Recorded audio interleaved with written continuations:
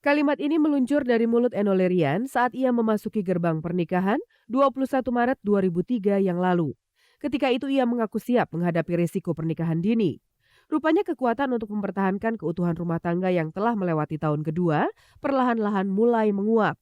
Keyakinan Eno dan Nayaka akan kekuatan cinta yang mereka percaya mampu mengusir segala kemelut pun tidak berarti lagi. Di usianya yang relatif muda, untuk kedua kalinya Eno Lerian dan Nayaka Untara harus merasakan pahit.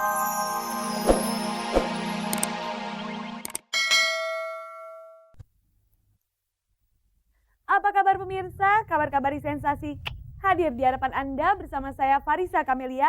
Selama 30 menit ke depan akan mengisi hari Anda dengan kabar-kabar yang layak kami kabarkan karena kami kabar-kabari. Presenter Ivi Batuta kembali menyandang status jomblo. Kendala menjalani hubungan jarak jauh dengan kekasihnya yang tinggal di negeri Jerman rupanya tidak bisa dipertahankan lagi sejak 6 bulan yang lalu.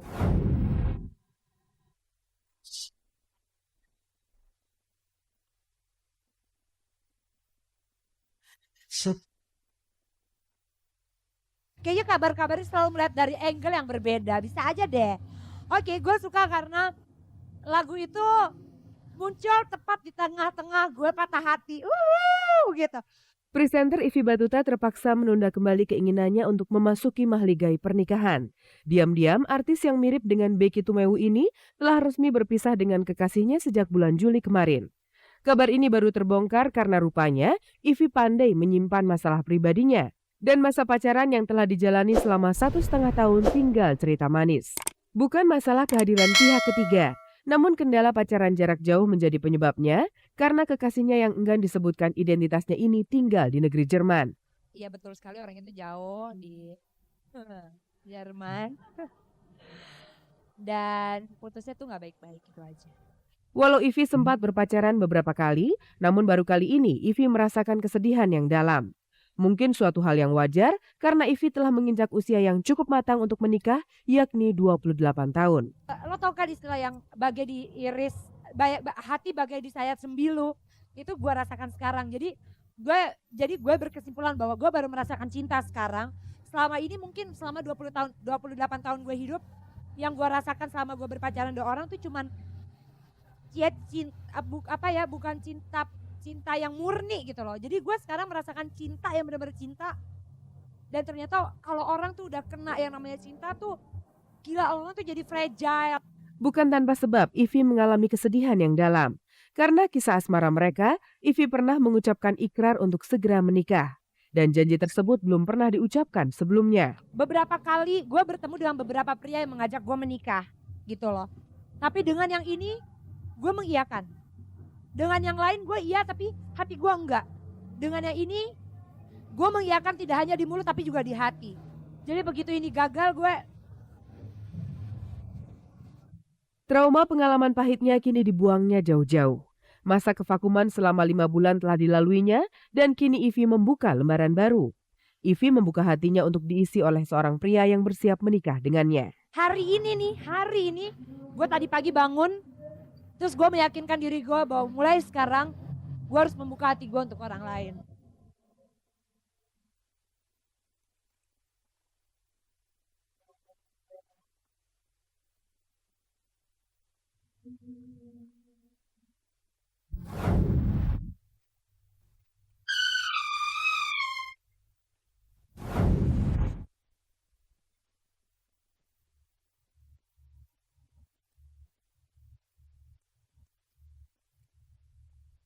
Profesinya penyanyi dangdut, tapi Christina senang berpose, apalagi untuk majalah bergengsi. Makanya ia tidak pernah menolak jika diminta untuk pemotretan. Paling hanya satu yang terpaksa ia tolak mentah-mentah saat ia diminta untuk berpose seksi. Untuk yang satu itu apapun majalahnya, berapapun honornya, ia tidak akan pernah mau menerima. Aku enggak, aku pikir-pikir dulu, sekarang apalagi, aku baru pulang umroh gitu dan aku berpandangan aku kepingin pergi haji juga gitu loh. Tapi kalau misal aku sampai ada tawaran dari majalah tersebut gitu loh, jadi kemarin aku bingung gitu loh, kayaknya bertentangan sama hati. Jadi bukan karena diberlakukannya undang-undang pornografi hingga ia enggan berpose seksi.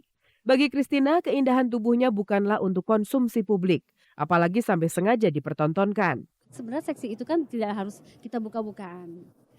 Dilihat dari seksi mungkin dari cara berbicara atau mungkin dari dia inner beauty-nya atau mungkin kalau dia dari bibirnya. Ya pokoknya seksi itu banyak ya. Dengan pakaian kita sopan, kita udah kelihatan seksi ada gitu. Jadi jangan harus mengeluarkan aurat kita gitu. Kalau melihat hasil jepretan sang fotografer handal dari majalah bermerek dagang luar negeri itu, ia tergiur juga. Tapi mengingat dampak yang akan menjadi beban di hati, Christina lebih baik menolak. Enggak, itu kayaknya bukan diri aku gitu loh. Kalau dulu-dulu mungkin masih oke gitu ya, kalau masih dulu 3 tahun yang lalu gitu. Aku ditawarin sama majalah tersebut, yuk gitu, masih oke. Tapi kalau untuk sekarang aku pikir gitu. Sebenarnya pose seperti apa sih yang ditawarkan majalah khusus pria itu kepadamu? Aku kayak, dia kan tadi mau pakai celana pendek gini-gini, akhirnya dia pakai, oke, celana jeans yang panjang ya, tapi nggak taunya punya cuma bra atasnya loh. Bra terus aksesoris banyak, sama bolero, tetap aja munculnya kemana-mana, enggak deh. Gitu. Vulgarnya tapi ya vulgar lah buat aku sih, karena aku kan nggak buka-buka gitu ya, nggak. Kalau dulu masih buka, kalau masih yang tadi aku bilang 3 tahun yang lalu masih aku tawarin oke gitu. Kalau sampai berani ia menerimanya, sama saja bunuh diri. Jadi jangan lagi tawaran berpose seksi datang padanya, karena Christina yang kini lebih sering mendekatkan diri pada dunia agama, menetapkan diri sebagai salah satu artis yang anti berseksi-seksi. Kemarin ya mohon maaf, aku jadi nggak bisa karena ya aku ya apa ya, sebagai wanita aku baru pulang umroh aku udah 2 kali. Jadi kayaknya berdosa kalau gue buka-bukaan gitu deh gitu.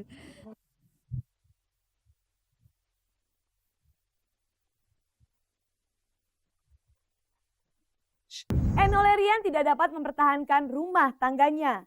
Tanggal 6 Desember kemarin, mantan penyanyi cilik ini resmi mendaftarkan gugatan cerainya setelah menjalani pernikahannya dengan Naya Kauntara selama kurang lebih 3 tahun.